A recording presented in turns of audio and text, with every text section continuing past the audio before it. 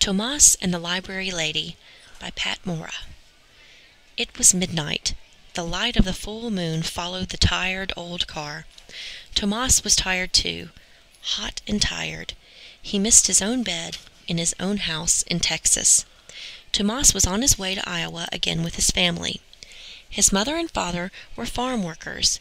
They picked fruit and vegetables for Texas farmers in the winter and for Iowa farmers in the summer. Year after year they bumped along in their rusty old car. "Mama," whispered Tomas, "if I had a glass of cold water, I would drink it in large gulps. I would suck the ice. I would pour the last drops of water on my face." Tomas was glad when the car finally stopped. He helped his grandfather, Papa Grande, climb down. Tomas said, "Buenas noches," good night, to Papa, Mama, Papa Grande, and to his little brother Enrique. He curled up on the cot in the small house that his family shared with the other workers.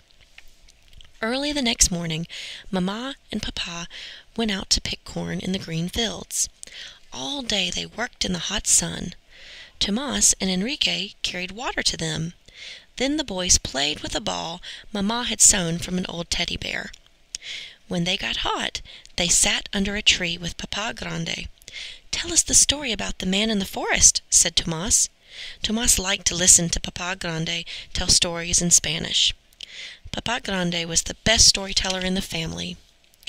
"En un tiempo pasado," Papa Grande began, "once upon a time, on a windy night, a man was riding a horse through a forest.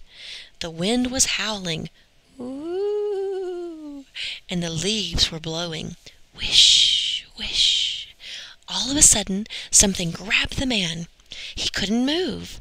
He was too scared to look around. All night long he wanted to ride away, but he couldn't. How the wind howled, whoo, how the leaves blew, how his teeth chattered. Finally the sun came up. Slowly the man turned around, and who do you think was holding him?" Tomas smiled and said, "A thorny tree." Papa Grande laughed. "Tomas, you know all my stories," he said. "There are many more in the library. You are big enough to go by yourself. Then you can teach us new stories." The next morning Tomas walked downtown. He looked at the big library. Its tall windows were like eyes glaring at him.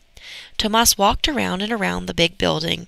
He saw children coming out carrying books. Slowly he started climbing up the stairs. He counted them to himself in Spanish. Uno, dos, tres, cuatro. His mouth felt full of cotton. Tomas stood in front of the library doors. He pressed his nose against the glass and peeked in. The library was huge. A hand tapped his shoulder. Tomas jumped. A tall lady looked down at him.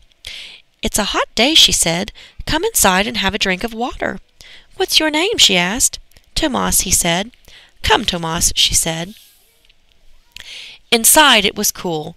Tomas had never seen so many books. The lady watched him. "Come," she said again, leading him to a drinking fountain. "First some water, then I will bring books to this table for you. What would you like to read about?" "Tigers, dinosaurs," said Tomas. Tomas drank the cold water. He looked at the tall ceiling. He looked at all the books around the room. He watched the lady take some books from the shelves and bring them to the table. "This chair is for you, Tomas," she said. Tomas sat down. Then very carefully he took a book from the pile and opened it. Tomas saw dinosaurs bending their long necks to lap shiny water. He heard the cries of a wild snake bird. He felt the warm neck of the dinosaur as he held on tight for a ride. Tomas forgot about the library lady. He forgot about Iowa and Texas. "Tomas, Tomas," said the library lady softly. Tomas looked around. The library was empty. The sun was setting. The library lady looked at Tomas for a long time. She said, "Tomas, would you like to borrow 2 library books? I will check them out in my name." Tomas walked out of the library carrying his books. He ran home, eager to show the new stories to his family. Papa Grande looked at the library books. "Read to me," he said to Tomas. First Tomas showed him the pictures. He pointed to the tiger. Que tigre tan grande, Tomas said, first in Spanish and then in English. What a big tiger! Read to me in English, said Papa Grande. Tomas read about tiger eyes shining brightly in the jungle at night. He roared like a huge tiger. Papa, Mama, and Enrique laughed. They came and sat near him to hear his story. Some days Tomas went with his parents to the town dump. They looked for pieces of iron to sell. Enrique looked for toys. Tomas looked for books. He would put the books in the sun to bake away the smell. All summer, whenever he could, Tomas went to the library. The library lady would say, "First a drink of water, and then some new books, Tomas." On quiet days, the library lady said, "Come to my desk and read to me, Tomas." Then she would say, "Please teach me some new words in Spanish." Tomas would smile. He liked being the teacher. The library lady pointed to a book. "Book is libro," said Tomas. "Libro," said the library lady. "Pájaro," said Tomas, flapping his arms. The library lady laughed. "Bird," she said.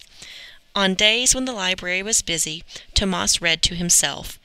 He looked at the picture for a long time. He smelled the smoke in an Indian camp.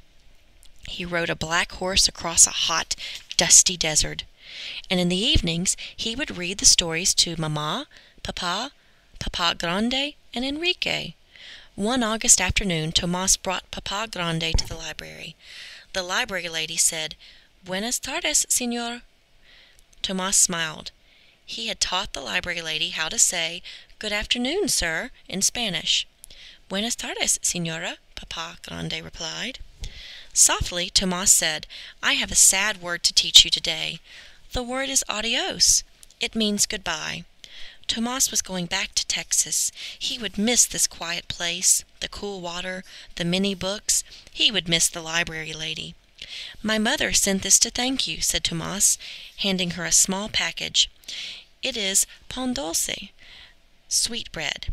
My mother makes the best pan dulce in Texas." The library lady said, "How nice! How very nice! Gracias, Tomas. Thank you." She gave Tomas a big hug.